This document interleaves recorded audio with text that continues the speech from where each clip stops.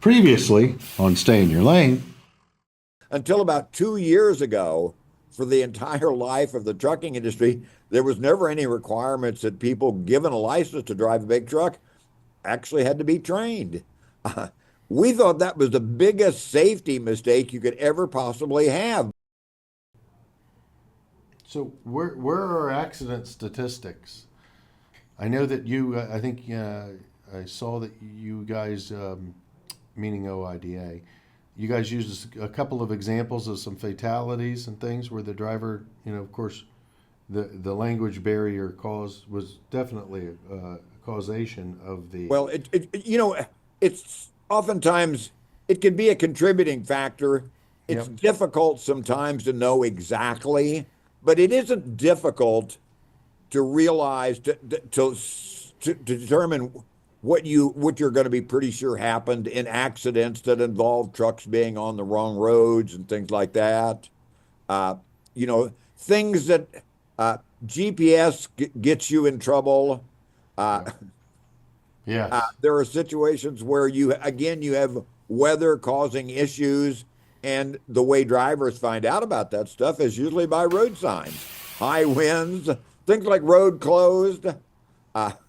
Again, Ice ahead. well, yeah, Yeah.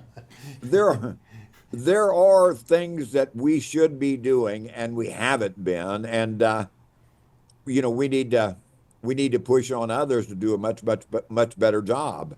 The example is given about a driver with limited English ability descending a mountain and losing it.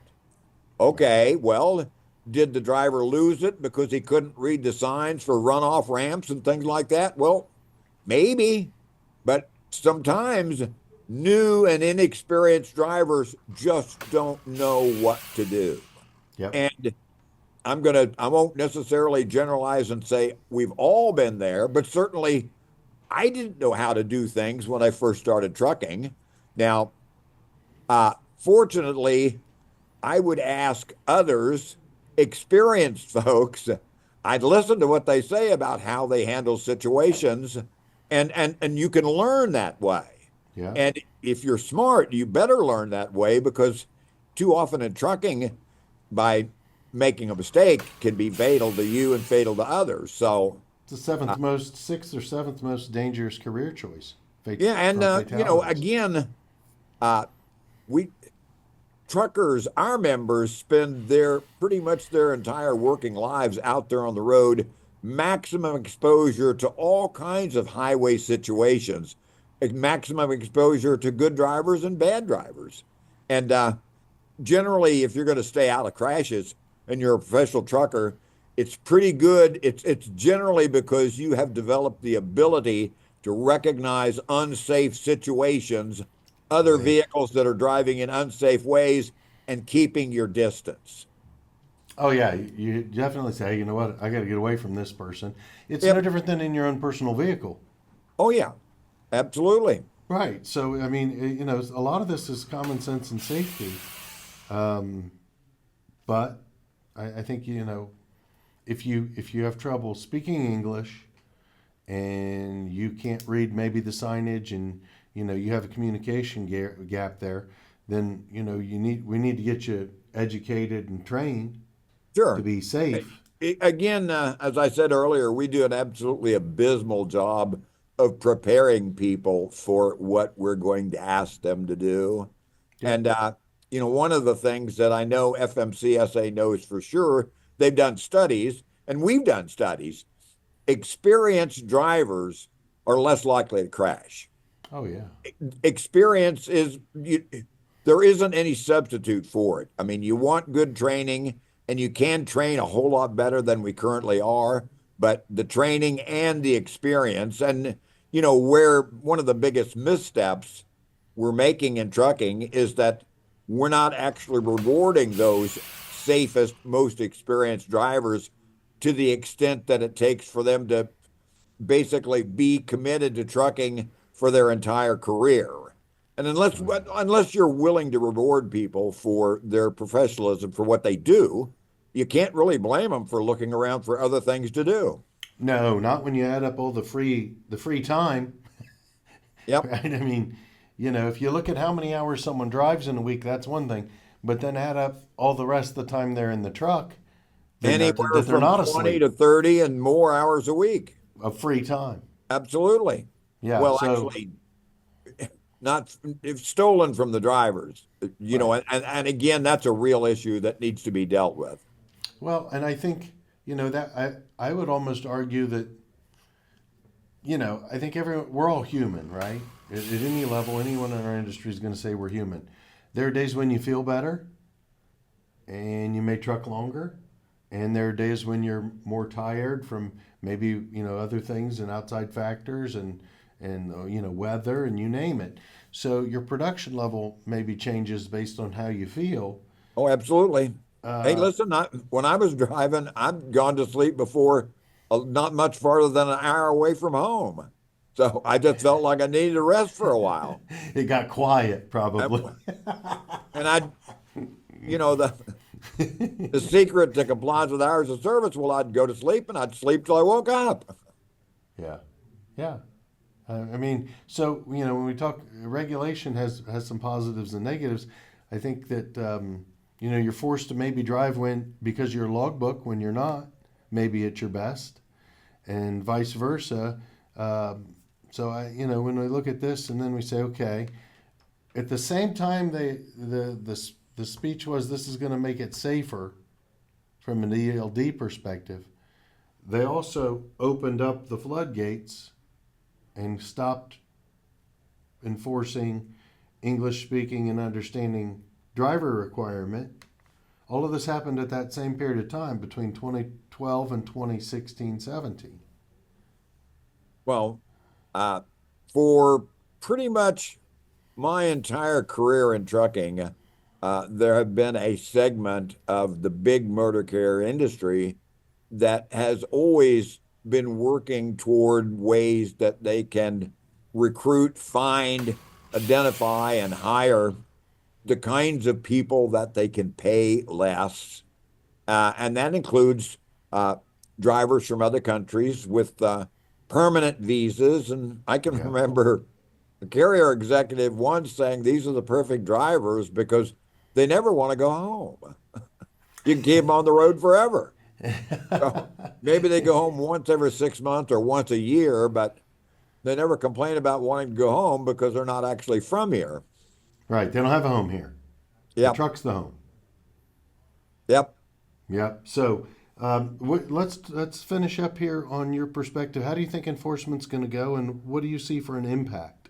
Well, well, certainly, I think enforcement probably will be kind of they'll be a little bit tentative at first until they really figure out what they want to do and how they want to handle these situations and understand this because of if this is a regulation that's going to be enforced, what will happen on the other side of this is that there will be carriers and others that will, I hope, step up and say, we need to do some of the things that it takes to make sure that our drivers can comply with these regulations, that they develop the ability to communicate, that they develop the way to read the kinds of road signs and information and warnings, the things that they need to have to basically help them be as safe as possible. I have a And mental picture of a Rosetta Stone selling off the shelves at the truck stops. well, maybe. Also, that. However, in trucking, there's generally a pretty specific language. It's sort of the language of trucking. It's Right. not just because there are things that are very, very truck specific, and there are some of those communication methods go on now, and I know 25 years ago, I know they were doing truck inspections in Chicago using flip charts that might have as many as 20 different languages. Oh wow. And they would just the inspector would flip through the chart till he found one that the driver recognized. and they would proceed from there. So, I mean, there are ways that you can demonstrate compliance, but there hasn't been any real need now to do it if you could just blow it off. And again, that's what Right, but you don't have CVSA time was to doing. flip charts when you're reading a sign that says something's going to happen in front of you. Well, yeah. Well, I mean, yeah, that's true. Yeah. That's true. Again, this gets into sort of an advanced level of training. And again, I think there are going to be folks that are going to need to gear that up. I got you. And again, that's in the interest of safety for all of us. All of us. Whether you're in a including that truck guy or in a driving car. the truck.